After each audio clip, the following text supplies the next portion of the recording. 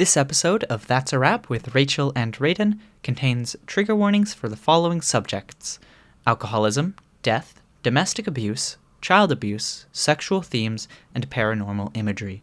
Viewer discretion is advised. That was insane. Awesome, guys. Hi, everybody. Okay, dear listeners, welcome to the first episode of That's a Wrap with Rachel Stillings, Raidyn Broadhagen. Oh, we've been waiting. We've been scheming. I'm so excited. Basically, we had this idea. We're like, let's do this. We're gonna start a podcast because Raidyn and I are always talking about movies, and so we thought, why don't we share our thoughts? Rachel and I are two actors living in Toronto, Ontario. We love making movies. We love watching movies. And gosh, if I didn't know it, we love talking about movies. God, how many, we went to go see the movie we're talking about today. We might as well just introduce that right now. We're talking about The Shining. Ah! Sorry, I got scared just thinking about it. Okay? Yeah, she's scared. I was like, I have headphones on. Our poor producer's dear listener, that is Casey and Corey you hear, by the way. Our lovely producer. Yeah, and she is the kick-ass person behind the scenes. I'm starting a Casey count now. Anytime Really? you hear Casey laugh in the background, this is a little game for you at home. Oh God, shut up. Yeah, take a shot every time you hear Casey laugh. I'm super excited. So, this is where we got the idea. We were watching The Shining, and we literally spent hours talking about it when we got home, on the walk. And again, since we are film nerds, so we immediately started our research privately, and then the next day started talking about it even more, and we're like, we should just collaborate. It's just so much to unpack.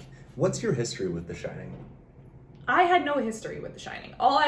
Before we watched it in theaters, because we have a cinema really close to us, and it was offering cheap horror movie nights where they were playing the classics like the original Exorcist, obviously The Shining. What was the other one? They had Paw Patrol.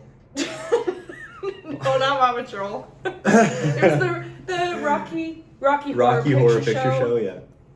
And anyway, so I was like, no, I want to watch The Shining. Let's see what all the hype is about. And we watched it, and that was brilliant. I now know why. It's the movie you can't stop thinking about, days after you watch it. I now understand why it has had the effect on the film world that it has had after I watched it, because there is so much, symbolism, metaphors, stuff to unpack, things that obviously confuse you when you first see it. You're like, what? It doesn't make any sense, but it makes you think. But I love movies art. like that. I love a movie that it doesn't shove it in the audience face saying you need to get it. It's the kind of movie that it lets you do the work. Yeah. Well, and that's what I find with horror movies. And again, there's nothing against horror movies nowadays, the new ones. But I find that The Shining came from an era of filmmaking that it was such an art. There was so much thought behind everything. And we'll go deeper into the details of what we found behind the scenes during filming with The Shining in here a little bit. But the horror movies that are filmed now, there's not much. It's about the jump scares and blood, guts, and gore and all that. But There's no da. there's no. I know what the word is, but it sounds like da. There's no. It's an art. It's an art. The Shining was an art. If it was in a museum, art piece. it could be hung up on a wall. Should we just get into it? Yes, I want to get into it because things I found out, crazy, absolutely freaking insane. Can I begin with a theory? Yes. And I'm really excited because I didn't read about this. I think I made this up. Okay. I think I got this theory on my own. So let me tell you the thing. This is called the glass of beer theory. So when Jack walks into the bar about an hour into the movie, he sits down and meets the ghost Lloyd, and he says the line, "I would sell my soul for a glass of beer." And that is apart from Danny. So Danny sees the twins. Yeah.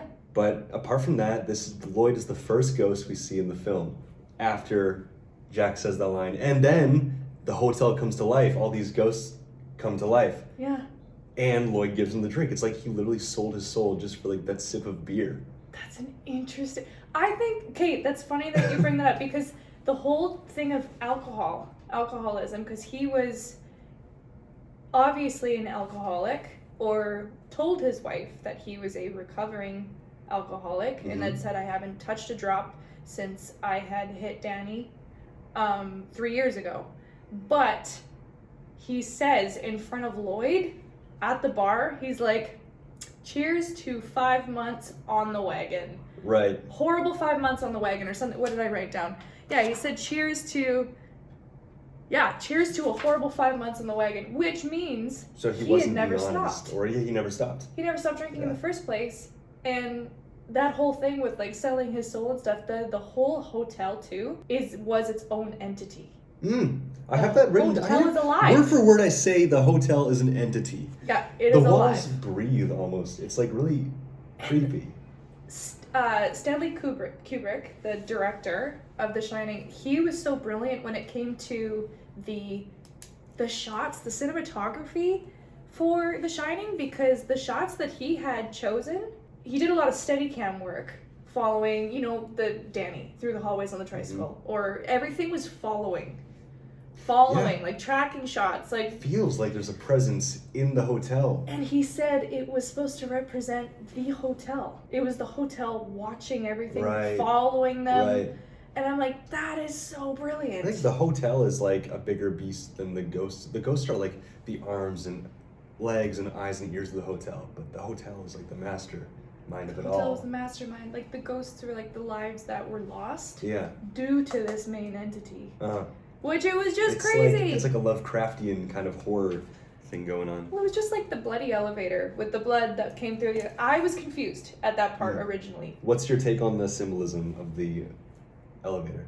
I think it represents all of the blood that was spilt in the hotel. It's the hotel's past. That's what I think. And a lot of the research I had done had also said that I think it is the people that had lost their lives in the hotel. Not only the people who died in the hotel, but also in the movie they talk so much about how it was built on like a Native American... Yes! The burial ground. Burial ground and... The massacre. The massacre, and like Native Americans actually like tried to fight them when they were building it, and they killed them because of it. So like there's so much blood spilled on, in, and under so much the hotel. Like... Yeah, sorry, I'm going through my notes here. No, and that part that I was so confused about, and I had told you, I'm like, what the hell is with the bear? Listener, go watch the movie and watch the bear scene. I don't understand. Not for kids. Obviously it's a horror movie. It's in the book apparently, so I don't even know what King was going for, but apparently hey, look, Stephen King wrote way weirder things. Oh, I know. We don't even talk about it. We don't talk about it. The fact that all of a sudden it goes from, the ghost scene where they're talking about the somehow weird Charles Grady, goes from the bathroom to all of a sudden he walks up the stairs and sees a guy, like a bear, a guy form, performing an act with someone else, and stops and stares right at the camera. It was one of those moments in the movie where I'm like, what? What? And I learned, because I was so bloody confused. I'm like, what? Sure. Apparently it represents, Danny has a thing with bears.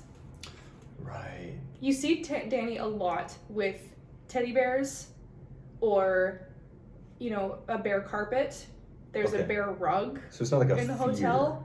It's, I think, something, because when you think of teddy bear, it's something about innocence. You think something like homey, and I think the hotel wanted Danny.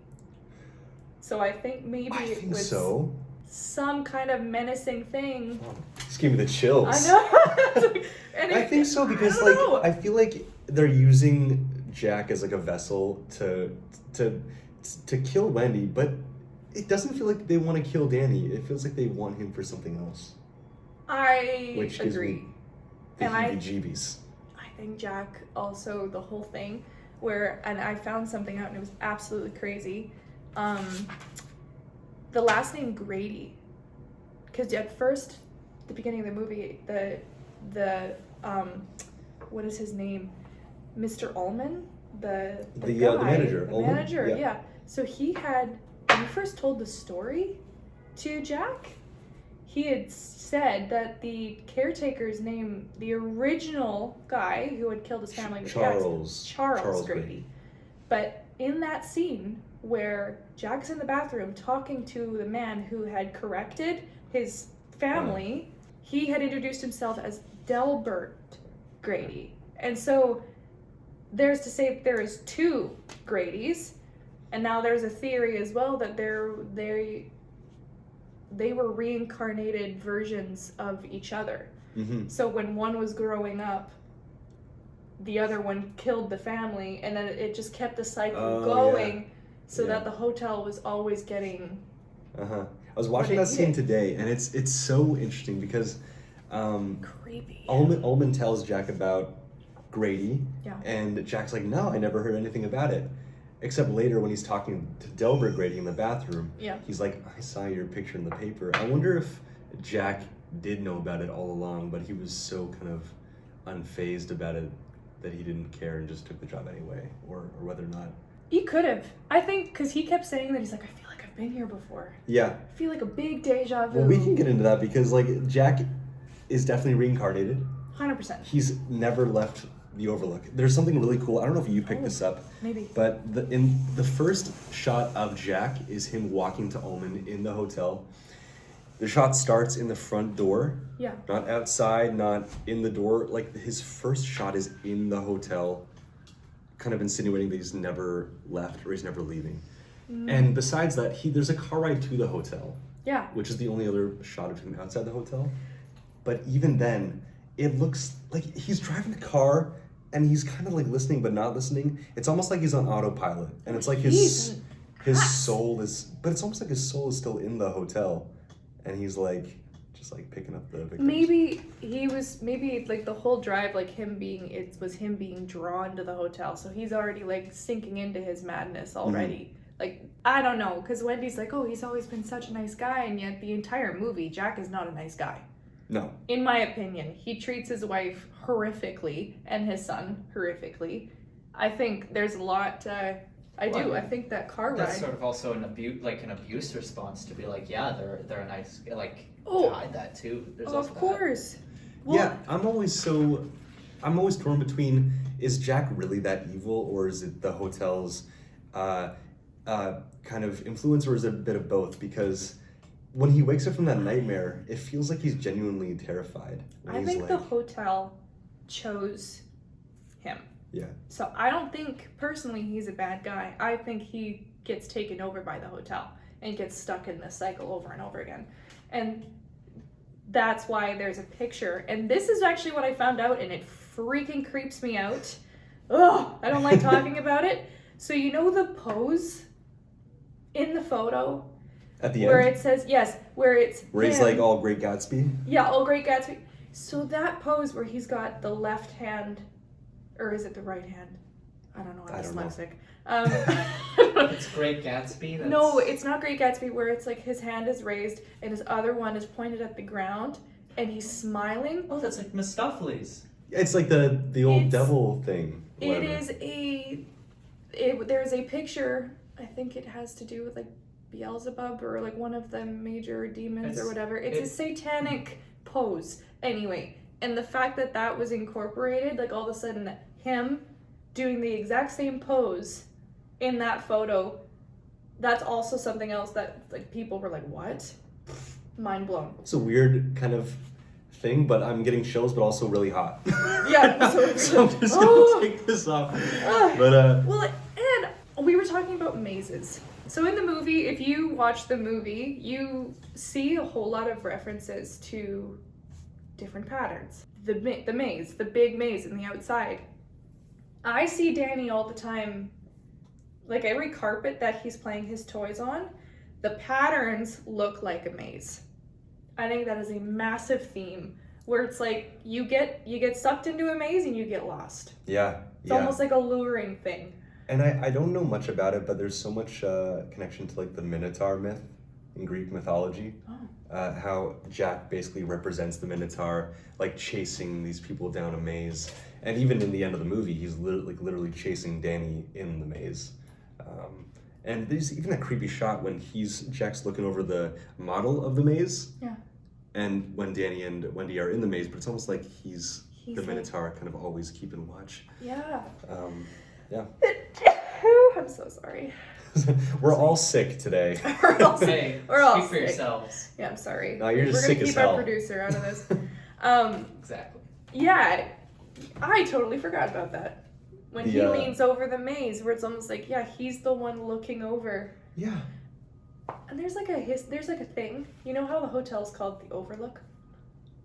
It's in the name. There's been some ideas where it's like, okay, it's a building overlooking a mountain. That's why it's named the Overlook. But then there's other people that are like, I think was named the Overlook as if it's the hotel overlooking the people on the inside. It's also the people that built it that are like overlooking all the tragedies and putting on a front like a fake smile. It's crazy. Overlook the bad stuff. Overlook the bad stuff. And I realized, like, because the whole movie, I did some, like, Stephen King, so him and his wife, I was wondering, like, because I know Stephen, he's a brilliant writer, and he, a lot of the stuff he gets inspired from are from his nightmares that he has. But this time I was curious, I'm like, was this a nightmare that he had, or was it an experience he had that inspired him to write this movie? And it was an experience.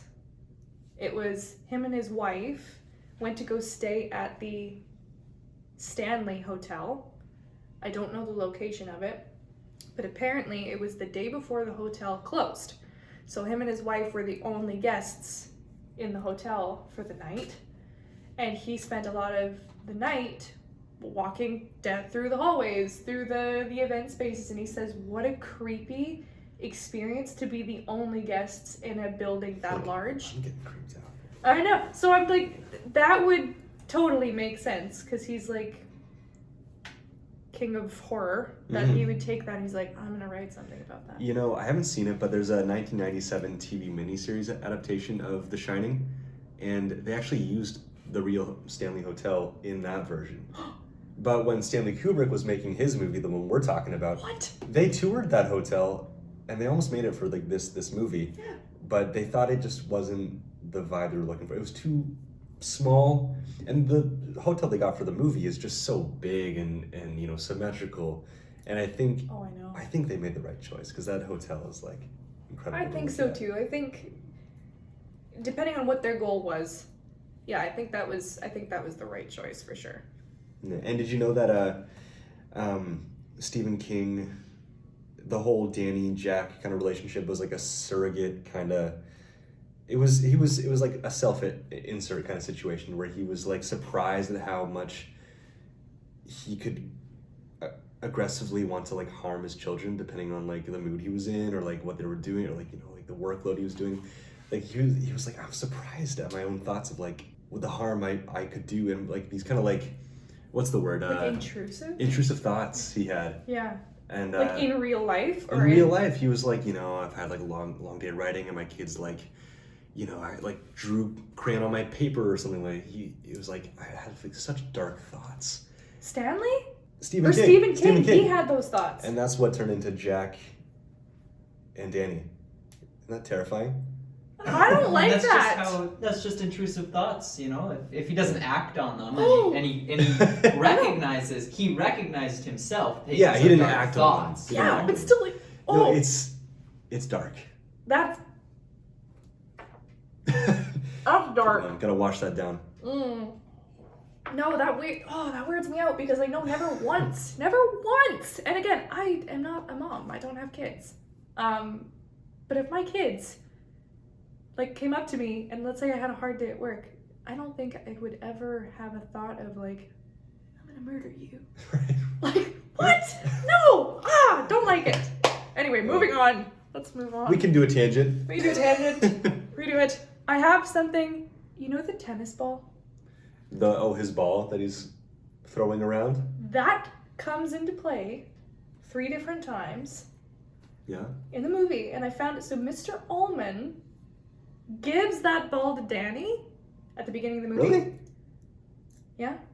No, go on. I believe you. And then that ball, it's the same tennis ball that rolls to Danny on the carpet that out scene of gives room me 237.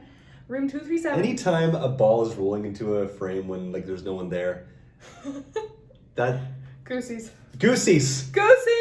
No, but it rolls to Danny, and I'm like, okay, that's symbolic somehow.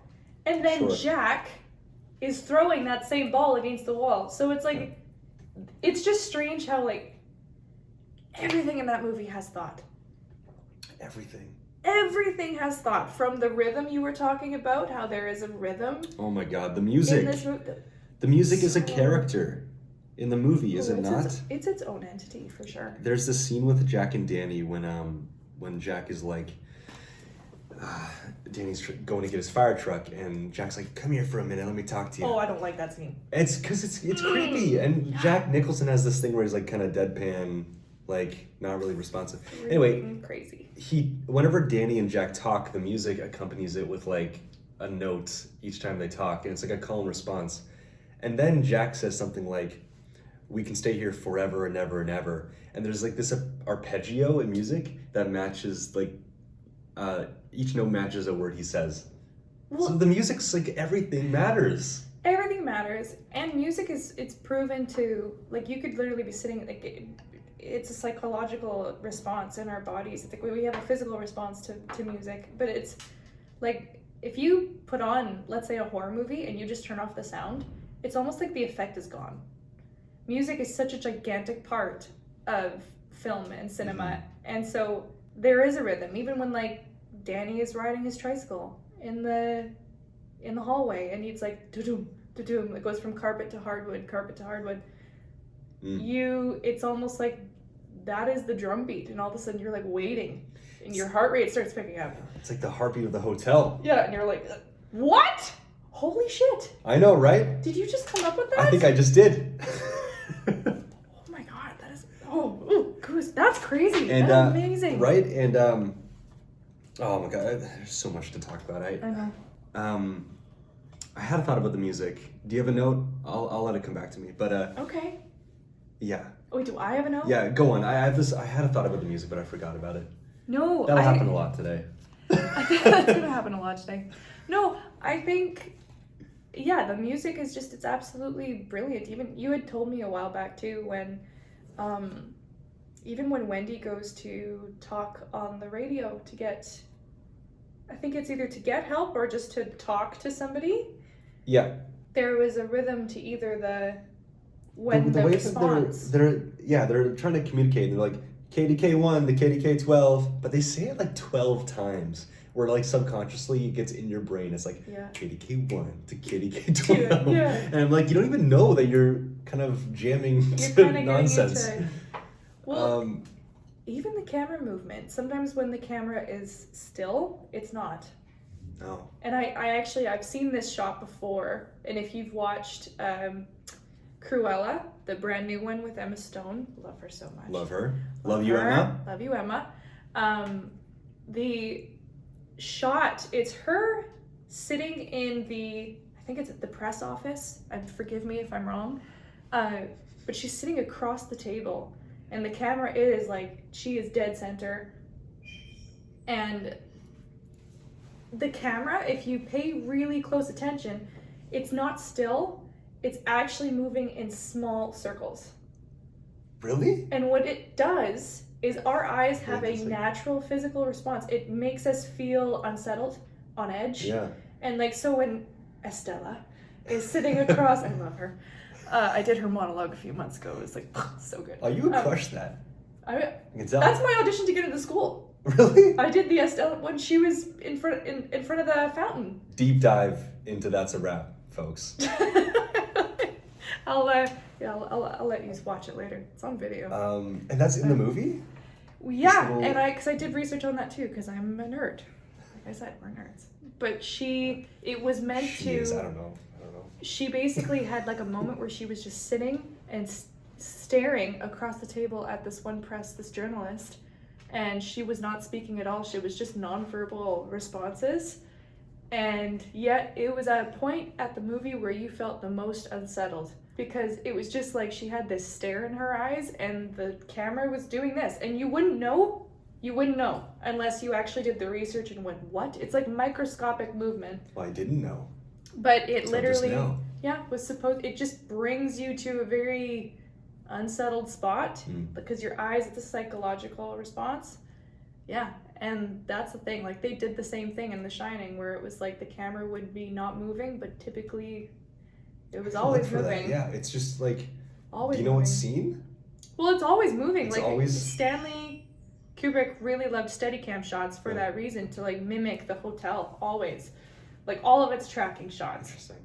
Yeah. He's a genius. Yeah. Weird guy, but a genius. Did you get anything on room 237? Yeah, so I mean, there's a lot there. In the book, it was actually room 217.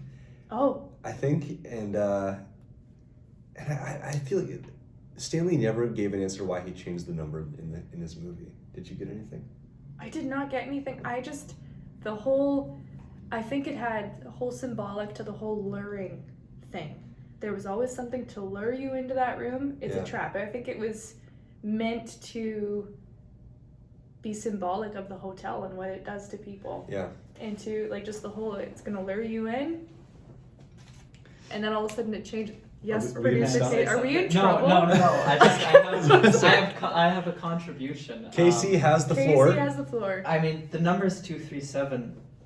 One, that's 12 if you add that all up, which is one off from 13. I don't know if that's important, but it's a spooky number. It's a spooky number, but also 2, 3, and 7 are all prime numbers, and I mean 5 gets skipped, but whatever.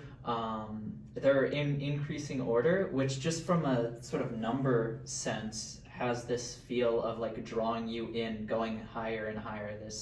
On the number line, and then because they're primes, primes are just standing out to people normally. I wonder if this was Stanley's. I wonder. But it seems pretty. Actually, I should have watched it for this, but you both should watch it if you haven't seen it. There's a documentary called Room 237, and it's about every theory and every Red Room? Yeah. It's about that?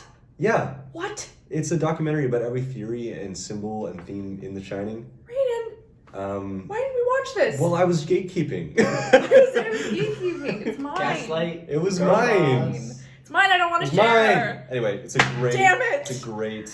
It talks about like. Oh, sorry, Case. Killing Casey over here. Take a shot. Sorry, Case. Perfect. I think Casey's ears are done for. She's burning. Anyway, before we get into it, I wanted to bring us back to my little theory because it's like a rabbit hole that won't stop rabbit holing. And I love it. So okay, let's go. I don't think you've seen it, but there's a sequel called Dr. Sleep. No. So King wrote the book, and they adapted it in 2019. Ewan McGregor plays an adult Danny. It's a really cool continuation. But Danny, so the Overlook's closed, but Danny comes back as a grown man, and he sits at the bar where Jack sat, but Lloyd is not standing in front of him. Jack is. And he like talks to his father. And I feel like it's just further cementing the fact that like he sold his soul for that glass of beer. It's just, sorry Casey, it's true. So maybe he's like, actually, that has some like, it's got some juice to it. Right? Anyway, I had to get it off my chest. No, that you're right. It's like all I wanted was that glass of beer. Because the fact that they had, for some reason, it just goes back to the whole alcoholism theme. The fact that all booze gets removed from the hotel just during winter. Yeah. When he comes and has been reincarnated and keeps coming just through the winter, I'm wondering, that's obviously his crutch. That's where... Oh, that's his, like, hell. It's like, we'll give you this. We'll give you that glass of beer, but you have to do what you're meant to do. Right. And that's why we keep pulling you back to this hotel. So it's like, so he gets the beer, but then he has to actually sell his soul. You get the beer if you kill family, Jack. That's all you get to do. You kill... Sorry. You kill family, you get beer. You kill family. Then you get beer. Yes. That's what I think the hotel would sound like if it had a voice. Yeah. See, I always pictured it like Russian mafia style type of voice. Have you read the book? No, and I'm a book nerd, so I should probably start reading. I like watching horror movies because typically I'm not a big horror person, but only recently, this past like 3 years, I've started studying them. Not so much like watching them for the enjoyment of watching them, but I've started obviously enjoying them. Yeah. But I remember the first horror movie I was told to study was Blair Witch. Did you like it? I liked it. I did. I thought it was pretty cool that they did the whole concept where it's like found footage type of, and I love that, because I did do research on that obviously as well, how most of the filming was done improv. Oh, yeah. The actors were very skilled. I gotta give it a second watch, because I didn't get it on the first time. And I was that's like, okay. what is this? What is happening? What is this? What is this? I'm also not a big found footage guy. I mean... No? I don't know. I'm like, I want to watch a movie. If I wanted real life, I would have just... Yeah. No, I understand. put on my own camera. I just think it was a cool concept to make it feel like it was very amateur on just like a video recorder. Yeah. Not big fancy camera. They wanted to seem like, no, this was actually like a group of teenagers that went out in the forest. Well, actually, there was even more to it, because at the time that they released it, they actually made it seem like it was a whole campaign by the families of the characters to Brilliant find marketing. There was like a And website. there was a wasn't website there? with Heather's diary that like was recovered, and it was all like, can you help us find these guys? And the reason it's in theaters is so that you guys can all like see like their last moments, and maybe someone can help something. So dark. it was it was even more effective, that found footage style, because it had all that marketing. Well, around it was, that's brilliant marketing. Even if they probably broke the box office with that strategy. Because like the whole based on a true story. I still see that, and I know that maybe it was inspired by a true story, and like they tweaked things for the movie world, because we know that as actors they do that. But sitting down, and I still get like, ooh. Right, like, yeah. based on I a mean, true it's story. immersive. It's immersive. Could you imagine if The Shining was like based on a true story? I would book a ticket and go to the hotel. I am a paranormal. Red flag or green flag? No. Please, let us know. Listen. Here's the thing. I am like a total nerd when it comes to paranormal spooky shit. Like I love ghost shows. I love the ghost shows. I love I think you like can ghost actually, stories. I think it's an Airbnb. I think you can actually stay there at the Overlook. At the Overlook? Yeah. That's so cool. No, but I mean like the real ones. Like Oh, not yeah, the yeah. movie set. Sure. Yeah. Like I would watch ghost shows. And it's different for me because I don't get scared with that stuff. I just get fascinated. And then I just end up going, like I've done research on like the real story of Annabelle or the real story of The Conjuring, which we'll probably have another episode talking about those two movies. Yeah, let us as know. well. Let us know what you guys What want. movies do you guys want us to talk about? Let us know. Yeah, let us know because we will watch them and we will study the hell out of them and definitely give you guys what you want. So. I don't think this means anything, but I noticed this, and I just want it to mean something so bad. What? But Jack and Danny, the actors who play Jack and Danny, are Jack Nicholson and Danny Lloyd. Is that not fun? Is that, Really? Yes. Well, I know it was Jack Nicholson, but This is Danny's the actually kid. the kid's name? His name is Danny Lloyd. And I What? wish that Wendy was also Wendy, but that's Shelley Duvall. Also, Shelley had a horrible experience. Shelley deserved better. 100%, I agree. She did phenomenal with that movie, and my heart breaks that she did not have a good time on set. No. Like I know actors who their methods might be a little bit more isolating and serious. Like they're always in character. Like Jack Nicholson, like he wanted to stay in character. It was like. Have you seen that, the behind the scenes footage of him?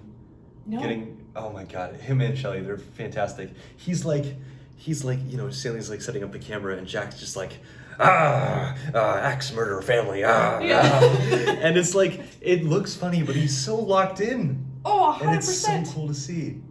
It's inspiring for me too. I think as an actor. that's the best advice for actors is to don't be unapologetically you on set. Do whatever you need to do to get in character. Yeah, what you need to do for your performance, that's what you need to do. It's gonna look funny, but so what? So what? Shelley, like, I know that obviously she was put in a position where didn't Stanley Kubrick purposefully try to irritate her? Yeah, but this is also pushed her very far, would have her do a bunch of takes. But it's already kind of like status quo for like Stanley Kubrick to do like 100 takes in all of his movies. That's why like everyone in Eyes Wide Shut looks so tired. But another movie that's just freaking disturbing. It just weirds me out. I again, it's one of the movies I did a monologue out of.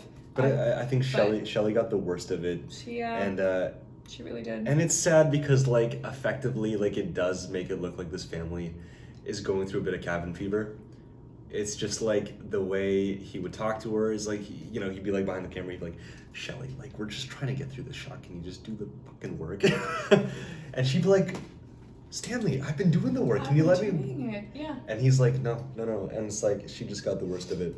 Well, and the fact that Jack, when he was in character, he was in character. So he would talk to her as oh my god, Jack quite often. Spouting so much shit. And you know that when he would, even those scenes where like I had a hard time, even in the theater, like you could probably vouch for this. Like I was like, I would turn to read, like I just hearing how he would talk to her in those few scenes. I'm like, what? Rachel was about to slap Jack Nicholson across the face. To dive into the screen and get all Norwegian on him. No, seriously, that's like, and so the fact that she dealt with that not only on camera but off screen, and she had like a really hard time with filming. I know we have now more regulations in the film industry where it's like, but in each process, each actor has their process. I totally understand that, but you also want to make a good work environment because what's a good work environment for Jack or Stanley could have been totally detrimental to Shelley's process. Yeah. Maybe she doesn't want to be in character all the time, but yet she was getting yelled at and treated like crap most of the... And I wonder how long they shot that movie for. That probably took her like 6 months, a year of her life. Probably. I mean, probably set her up for life. Like that movie was freaking... So hard work. It is hard work. Not every movie is easy. I've been there too. I've been on sets that were definitely not the easiest set to be on. I think every actor has had that experience.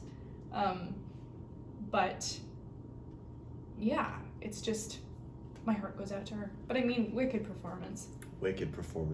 Amazing. And same with Danny. He was so little. Couldn't have done it without any of them. Perfect casting. 11 months.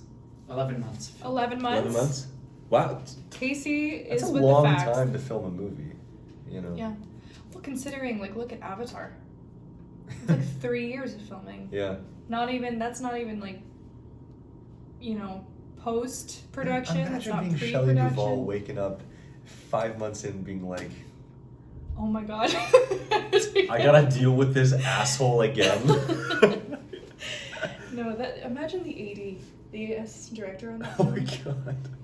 I always have this joke because it is funny because like you always can go onto a film set and pick out the assistant director within 15 minutes, guaranteed. And it's the only person who's like walking around. It's the only person that's probably living off of 3 pots of coffee 3 minutes 3 packs of cigarettes a day. No, seriously, they're the person that are like stressed through their mind, probably losing their hair. God bless them all. We need them. We need them. We need them. Yeah. Anything else? What's itching your brain about this movie? What's like making you keep the lights on at night? Does that make sense? The lights on at night. Well, I honestly think it's the whole idea. What chills your skin? I'm just making phrases at this point. No, but what chills your skin? It's okay. It's the lotion on the skin. Sorry, why is that? I'm sorry. Gobbledy is your gook. What? Like gobbledygook? Like what gobbledy is your gook? But I don't like how that sounds. No. That was terrible. We're gonna cut that out. We're gonna cut that out. I want to read the book, though. I want to read the book because there's so many differences. Like, in the book, King burns the hotel, but in the movie, it's like the snowstorm, and the hotel freezes. And King is such a savage. This is what he said about Kubrick. He didn't like the movie. King didn't like the movie. And this is what he said. He's like, well, that's just the difference between Kubrick and I. I'm warm and he's cold. Leave it to a wordsmith to drop the mic like that. Mic drop. No, that I didn't know he didn't like the movie. Yeah, he did not like, because there's so many different, I don't know all the differences, but the way it ends is a big one. Like, he burns the hotel in the book. Yeah. But the fact that, just jumping back to the whole maze thing, the whole maze theory, the idea that I had, did you ever think that maybe Danny he was the one who made it out of the maze? The one and only. That's maybe, gotta be symbolic. Maybe. Because he made it out. The maze lured, from everything. From the hotel kind of being like lured, and all of a sudden you get stuck in a trap. And Danny made it out. It's like the one, breaking the cycle. So maybe that was like breaking the cycle. And then all of a sudden Jack, he dies in the maze. Am I correct? Yeah, he kind of freezes to death. Yeah. Which I think, it's so thematic that he's like still frozen in time. What? In this state of like, I'm like, I don't know. I feel like we're everything just getting tired matters. now. Come on, everything matters. That is, yeah. The long story short, I enjoyed the movie. I loved it. I thought it was brilliant. I totally understand why it has been such a huge success and massive staple in the horror film world, and cinema in general. I'm pretty sure it's the first, or maybe it was The Exorcist. One of them was like the only movie to win an Oscar. The Shining. Shining's a movie that I keep coming back to. It's something I watched super early in life, and it's like, and I'm never running out of new things to learn about it or love about it. And what's the cool thing is, this is the movie that was made in 1980. It has been how many years? How many years, Casey? 3 decades? 1980, 24... It's been 44 years. Fuck off! I was getting it! Okay. 44 years. And the fact that it's still alive and well today, probably a fan favorite. All I have to say is The Shining, and my parents are like, oh yeah, terrifying movie. And it's the fact that people still want to dive into it, and there's so many new theories, just like yours with the glass of beer and everything. I started it. It's my theory. I guess you're putting a trademark on it. Raidyn Broadhagen. That trademark. We're gonna call this episode the glass of beer theory. The glass of beer theory. But it's amazing. So I'm so happy that we got to do this. This is the first episode. We're going to be back. Please let us know what movies are your favorites and what you'd like us to talk about. We already know our next episode, what it's going to be about, but please feel free to leave in the comments for other movies that you want to suggest. Mm-hmm. We will probably watch anything. We will watch anything. Except you... What? Your mind can make up the answer.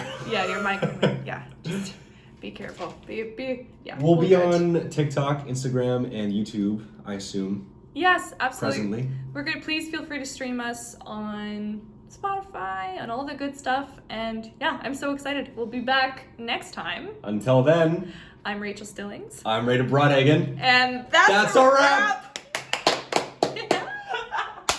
Okay, fine.